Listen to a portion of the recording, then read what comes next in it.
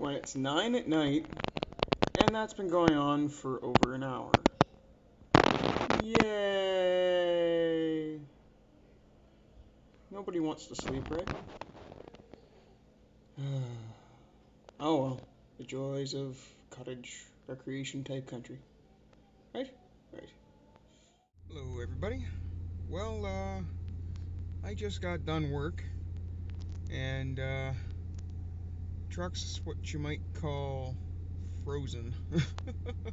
It's minus 13 degrees Celsius, the truck's saying right now, and yeah,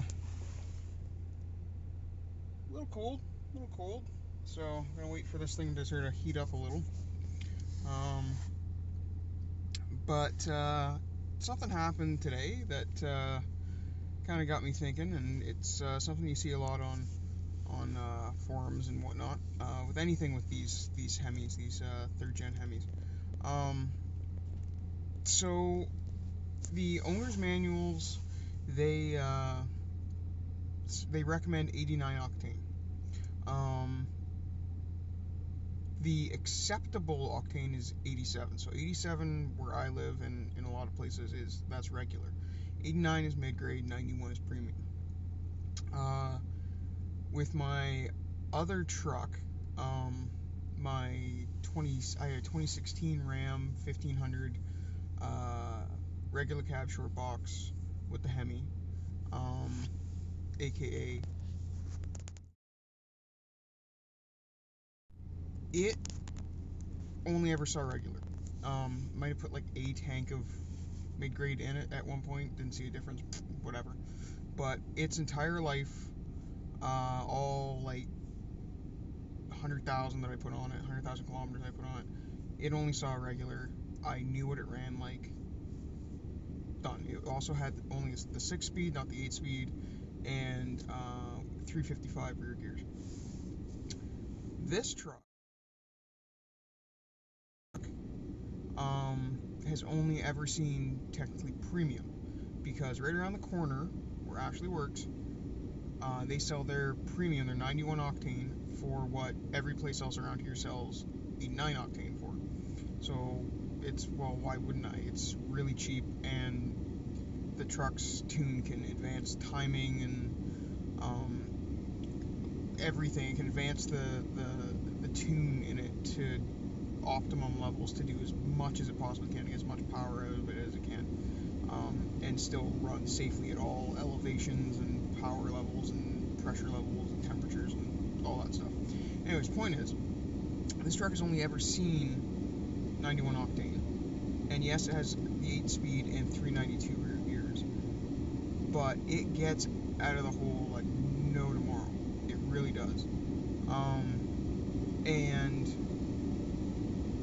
also when it starts winding up and hits 5,000 RPM plus, this thing starts sounding like you can hear that it's related to the Hellcat engines. You can hear that it's related to the monsters and that SRT has created. Obviously, I'm not saying that this is anything like that. Like, it does not have a supercharger. It's less displacement. It's etc. etc. Like, it's, but the architecture, the family tree is all there. But the funny thing is, today I was out of gas, had to fill up, and overnight gas prices just spiked like sky high. I went from paying, I think it was like 113, 118, something like that, per liter, up to like $1.40. Like, it just sky high. So, well, 87 is acceptable. I'll put regular in it. Well, the truck's kind of running like a dog right now. I mean, I know it hasn't had much time to adjust to the regular gas, but all of a sudden it feels like what 2016 felt like. You try to get on it, it's nowhere near as snappy as it used to be. It's very sluggish to actually get up and go. It still has power, but it's, compared to what it was, not there. Nothing. I then went onto a nice little street onto the highway, got on the on-ramp, put my foot down. Normally, this thing will snap your head back and start chirping the tires on the on-ramp. None of that.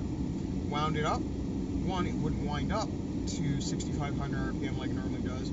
It chickened out at 6, and even at that RPM, it didn't sound right. It didn't have that same sort of family sound that the big boys have, you know, that the Hellcats and Demons and all the big engines have that Mopar makes. So all of a sudden I went, well, that's weird, and then it hit me, aha, different gas.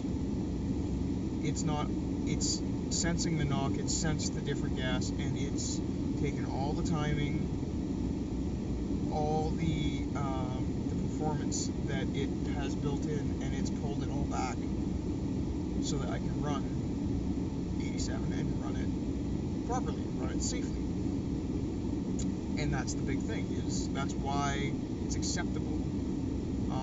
And it says for best performance use 89 octane. So yeah, I'm not getting this from the factory. At the crank makes about, it's like near on 400 horsepower. It's like 395 or 398 horsepower in the crank. Point is, I'm not getting that. I can guarantee you, if I put this on a dyno right now, I'm not making that. Could it adjust and maybe come closer? Maybe. But it's not getting optimal power. Is it running safely? Can I run this for, you know, 200, 300, 400,000 kilometers on the 87? Yes, I could. Will I? Nope. I'm going right back to premium, or at least 89, because it's nowhere near as much fun. The throttle response sucks, again, compared to what it was. And the big thing is, though, it's very easy, I've noticed, to see faults in things. It's very hard to see gains, right? So I think what happened with my 2016 truck was I never ran anything but 87, so 1-2 tanks of 89 in it. I didn't give the computer a chance to adjust, really, and I never noticed it. I never noticed that big of a difference, right? Because all I'd ever done was 87. In this, having run only 91, the computer having been able to adjust itself to run wide open as much as it wants, not been cautious about what it's doing, all of a sudden dropping from 91 to 87 octane was a big enough jump that it just stuck out like a sore thumb. So, like I said, there's a million and one debates out there about what you should and shouldn't run. Is it better to run this or that? Oh, you're wasting your money on putting mid-grade or premium or blah blah blah in your Hemis. Again, I'll say I'm putting premium 91 in this, but that's only because the price I get that for is what 89 is at any other gas station around. So whatever, I make sure that it's good gas and that the computer is able to maximize every last bit of power it can get out of the thing. What's wrong with that? And like I said, when I went to the 87 today, oh my good lord, it's night and day difference. So definitely going back to at least 89, but probably 91. I'll suck it up and pay a little bit extra just to be able to know that when I hit an on-ramp, I can, you know, have a smile on my face and beat the transport truck and line traffic beside me, sort of thing. So, yeah, that's my little adventure for the day. I guess I'll twiddle my thumbs for a little bit longer, because slowly getting there. I'm up to, what am I up to now? I'm up to 65 degrees, I think. I don't know if I can see that. I can't seem to flip this around for some reason right now. I'm up to 65 degrees Celsius for coolant. Ooh, I actually have a degree of temperature, it looks like, in the oil, so that's fun. Up to 49, that means, because the bottom's out at 40 degrees Celsius. So hopefully that means that this will finish defrosting soon when I get home. Because it's 11:36 at night, and I'd really like to just be home. But, yeah, so there's my observation.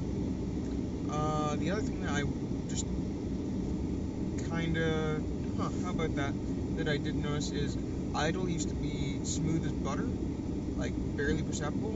Right now, this truck is shaking something fierce. Again, never did it until I put the 87 in, and I remember my 2016, it had a nice shake.